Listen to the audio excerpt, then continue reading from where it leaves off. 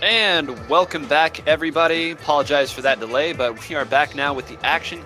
As you saw there on that wonderful little player spotlight that was made, we're going to be watching Josh from Get Kraken, and their opponents today will be Salt Express US. Do you know anything about their opponents at all, Hitzel? No, I don't. I know that I've seen Moon around before. I recognize that name, but aside from that, no, I don't. I don't recognize any of these guys. Which I mean, we're gonna be seeing a lot of because a lot of teams are just gonna be made of like random people that, Right. you know, they aren't able to like join the normal teams and stuff. It's gonna be a pickup, but I don't. I know I've seen Moon around, but I don't really know anything about him. I know that we're gonna be starting out with Kelp Dome though. And Yes. Kelp Dome's a pretty fun map. In my opinion, Kelp Dome I think is probably the most well-designed map in the game. I think that it plays the game types well. I think it's just all around solid. A lot of people think like Walleye is kind of like the all-around solid map in the game. I like this one. I think that's just because I have a different background as far as shooters go. I used to play a lot of Halo, and I think that this map is the most Halo-esque of all the maps, if that makes sense, where it's a round map, which is strange for Splatoon. Most maps are more linear.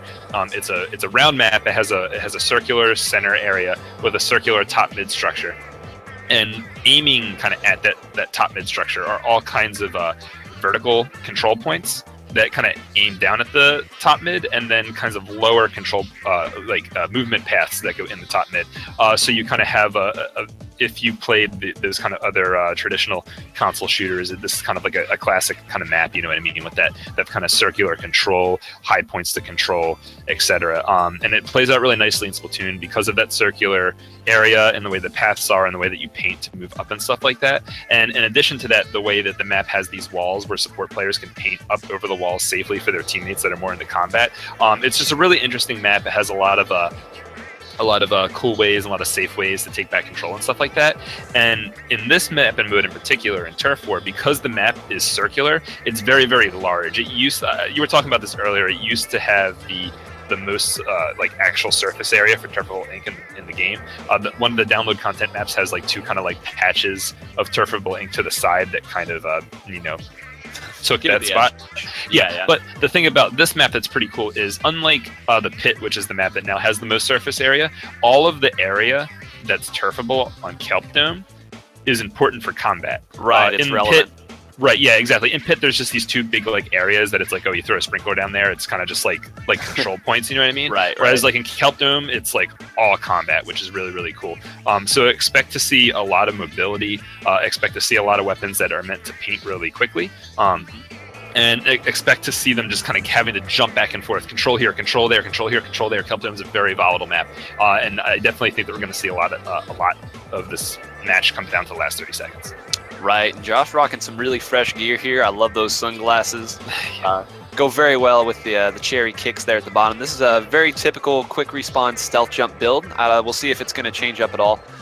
For those he's got that last-ditch effort, which is pretty cool, because that's kind of a Turf War only thing. I don't know if you want to explain to them. Yeah, so last-ditch effort essentially gives your squid, we'll just call it an overall buff for the last 30 seconds of the game.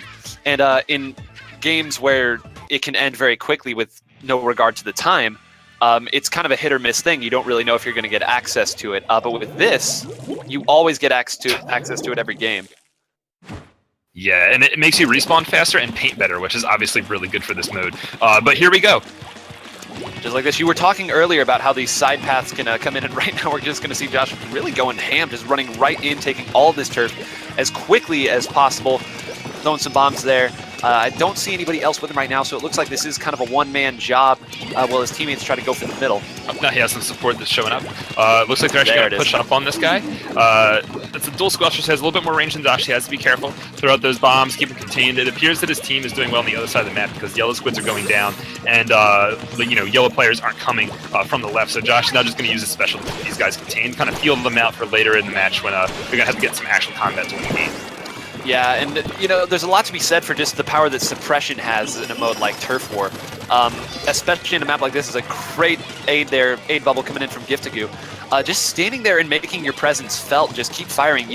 With Kelp Dome, you have to move around and you have to take all of this ink like you were talking about earlier. But if there's someone there, you can't take it. And it's just one more thing they have to deal with. As a solid 1v1 kill there coming in from Josh. And he's still here. He has not left. Yeah, he's kind of remaining here. Now, I don't know if you've kind of noticed, but a lot of times Josh's teammate would kind of show up, contribute, and then take a safe exit over there to the left. Now, normally in ranked modes, there's another ramp that you can climb to get over that wall for safe exits, but what you actually have to do in Turf War is kind of go to that ramp to the left, and if you actually take that area to escape a combat situation, it's actually pretty safe. A lot of people don't use it normally because of the different geometry that ranked modes have, but it's kind of good to see that. Yeah, it's good to see that Kraken is doing this in Turf War. Yeah, they were playing a lot of Turf War squads and scrims earlier with just some other teams, and you're starting to see it now. Just they are knowing how to play this. Would someone please just move Josh? I think Josh has been here for the last minute and a half of gameplay. Yeah, it seems though that well, I think that Salt Express has been focusing their efforts to the left side of the map, which is a little bit strange because usually what would be the right side of the map from our perspective is where you want to push from, but they haven't been, and Josh has kind of been here just kind of making sure that the few people that do come to the left side kind of get some bullets to the face. Calm down, Josh. Hold. Okay, please. We're going to see. Nope, there's the Inkzuka again. And Inkzuka, one of if not the longest charging specials in the game in terms of the amount of ink that you have to cover to take it, or to fire it, but I think that's the third one he's got, is another kill coming out. This map is entirely pink. This is nuts. Yeah, I mean, Salt Express is going to have to piece something together really quickly. Now, if everyone is able to go in a different direction when they're one-on-ones and paint, you actually can just take turf really quickly at the end of a Kelpdome game, but that's not happening. Members trying to come out, double kill going down. And yeah, no, this is definitely Get Kraken's game. It's pretty much impossible. All right, how many kills? How many kills? Let's take a bet right now. How many kills? 11. 11? Yeah. All right. Well, I'll go ahead and go with 12. I'll go with 9. That's my brand. We'll go 9. 12, we know 9. 0 deaths. Yeah. We know 0 deaths. Let's see. We got the middle. 10 Yeah. and 0. Only 1 death, and it being Dimitri there. That was as close to domination as I think you're going to find in Splatoon. And you think it was just the map? I mean, they played that methodically. Josh, of course, won 1v1 after 1v1 after 1v1. But I mean, what can Salt Express do to kind of change their fortunes? Well, first off, Salt Express can kind of step on the brakes a little bit with all these like Turf War weapons that I saw. They had a brush, an end zap, and an arrow spray. Chill. Just real quick. I'm at 53 seconds, 52. I'm 51. at 50, 49. Okay. All right, cool. All right, but yeah, no, Turf War is definitely a different map and mode than the ranked games. So you want to change up your team comp a little bit, but not that much. Not Right. that much. And another thing, the fundamentals still apply. Yeah, and speaking of fundamentals, something I do want to point out for those who are familiar with Splatoon, you might see something like a brush and an arrow spray and these close range weapons that paint like crazy right next to you. You might look at those and think, oh, well, that's good for painting, right? But it's actually not good for painting, because if your weapon doesn't have enough range to actually punch into enemy territory without getting killed, it's not going to happen. And we saw a lot of that. Josh was just sitting there with the Tenatech, which is not a long-range weapon, just kind of waiting for these close-range weapons to kind of have to be forced into him. Without long-range support for those close-range weapons on the enemy team, they just kind of have to walk into Josh's bullets and die. So if they do have some longer-range weapons, which hopefully they do because it's Bluefin, and yes. They have some more mid-range options, and then they get those close-range painting weapons in positions that take the map at the right opportunities, we could see them do well. Unfortunately, they have a little bit more range. They have some more Inkzukas, which means that at the right moment they can pop the long-range specials and get the one-shot kills and stuff like that. But we really got to pay attention to how well they coordinate and how well they preserve their Inkzukas at the end, because I think without them doing that, they really aren't going to be able to take back map control versus a longer-range setup on this map. Right, and we talked about in Kelpdome last time, if that's a map where it's race to the middle and control the middle, if you race to the middle here, you die, because it's water, and Inklings don't like water. So you see a couple sprinklers already coming out. Josh deals with those quickly. This is a very interesting map in terms of just how it plays in most modes, but in Turf War especially, you know, some of the other modes have the tower that you can use to get from one side to the other, others have the bridge, others have some ramps that you can use, but here you really are stuck on the side that you go to, and it takes a fair amount of time to reposition. You have to swim up a couple walls, jump down another, go to the other side, go to your side. So it wouldn't surprise me if we see a little bit more turtling of a strategy here from either team in control. I know Josh likes to go in, but you know, they really, like last time you saw them put Josh in the enemy spawn and just, like you said, make them walk into their bullets there. But yeah. here, if you get too aggressive here, it's really to your detriment. So we haven't even seen, even though there's been a couple opportunities, we haven't seen Josh go up to their spawn or even to their upper raise level even once. And I mean, do you think that's a sound strategy? Well, I mean, on this map, a unique mechanic in Splatoon is that the way the spawn system works is you can use the touchpad to touch a teammate's icon on the map, and you fly to that teammate. There is some delay; it is punishable, but that mechanic is kind of important on this mode, especially, or this map, especially in this mode, because you're kind of forced to use that to traverse the map once you've gone too deep. You know what I mean? And Kraken is using quick response stealth jump, so they're going to be able to quick response stealth jump across the map if they so choose during an emergency situation at the end. We'll see if they do it. Whereas the other team kind of can't. I don't think that they were actually using. Well, I can't really tell what they were wearing because Josh hasn't tied any of them. But yeah, no, they're definitely going to have to. They're definitely going to have to get a really strong lockdown on one of the sides. Now they did have left control earlier off screen, but now that's not happening anymore. It looks like Josh is actually going to fall back. Maybe not going to. Oh, he's just going to paint. A little cleanup duty, yeah. As we do see one go down here, and I'm glad that you mentioned just the idea of super jumping, that fly around ability that's really kind of unique to Splatoon. Great shot. Can he get both? Yes, he does! Yes. Oh, that was huge. And that was actually huge because there was nobody else over there. I'm glad you mentioned that because that's one of the reasons why it's so detrimental to go in here. Because if you don't have somebody on one of your sides that you can jump to, because you know your teammates are human beacons, you can lose a side very, very quickly. But now his teammate's back and they have gotten control. That was a huge, huge double from Josh.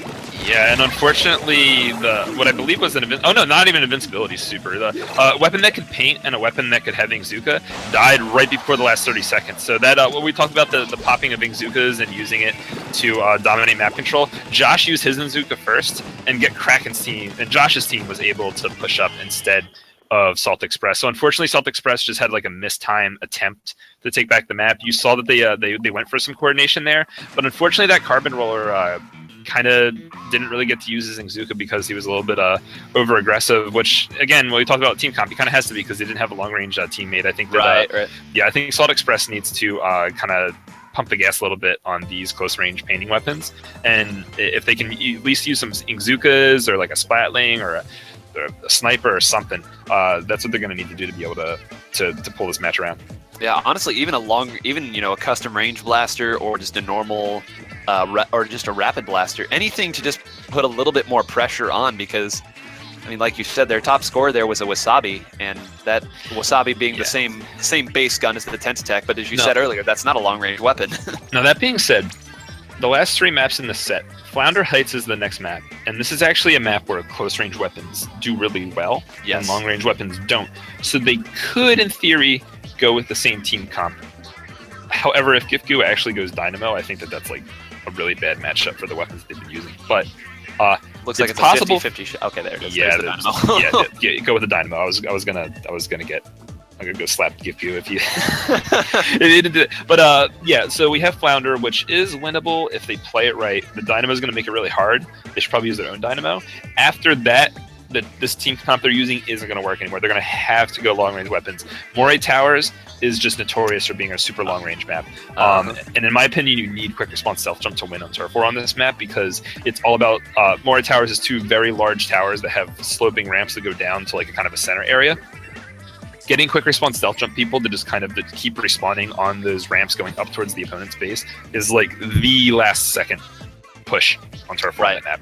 Absolutely. You need the long range sniper to provide that, and then your teammates need to quick response stealth jump in. That's probably what we're going to see from Get Kraken. I hope we see it from Salt Express as well. And then Mahi is another map that's also a long range dominant map. So I like the team comp more. There was some mid range. There was Zinc Mini.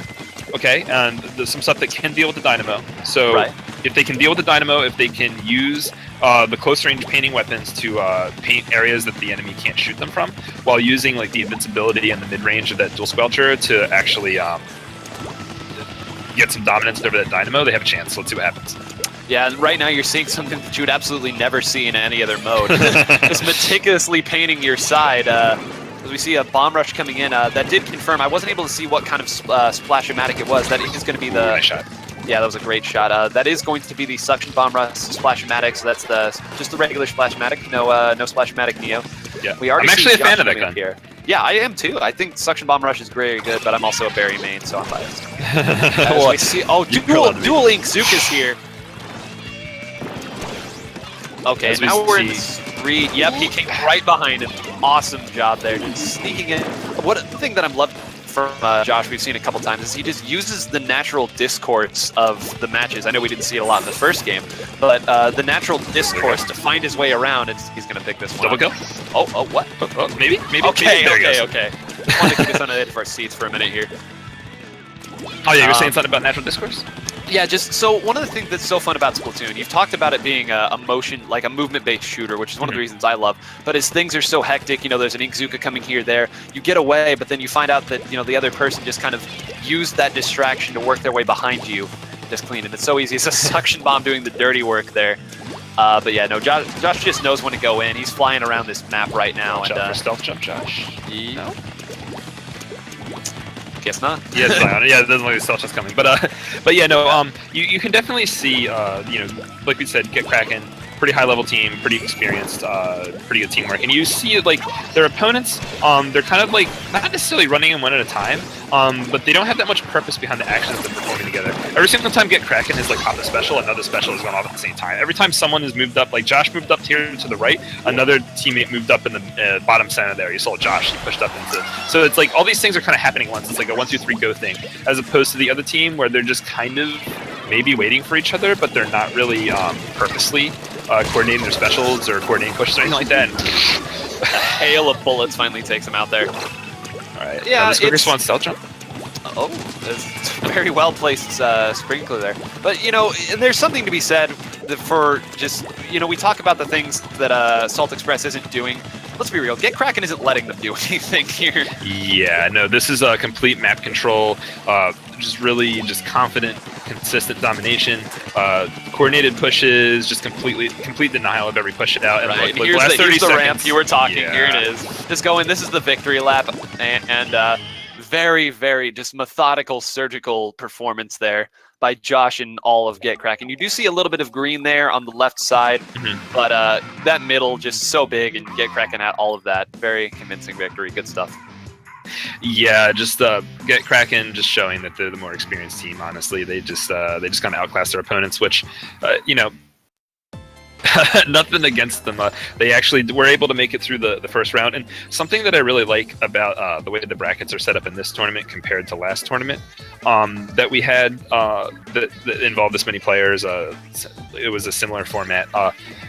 When we did this last time, we didn't give all the good teams free buys. And what ended up happening was the lower seeded teams would just get absolutely demolished by a high seed team right off the bat.